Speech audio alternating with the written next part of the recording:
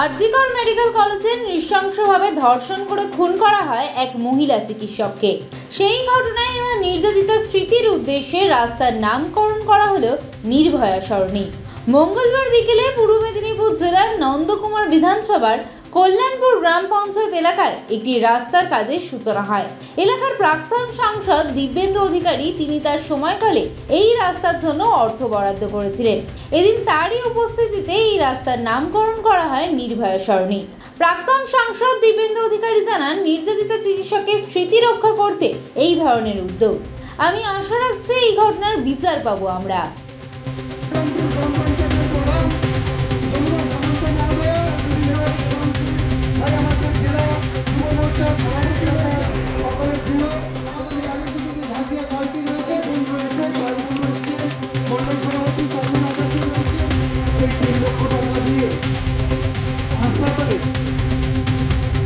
চিকিৎসক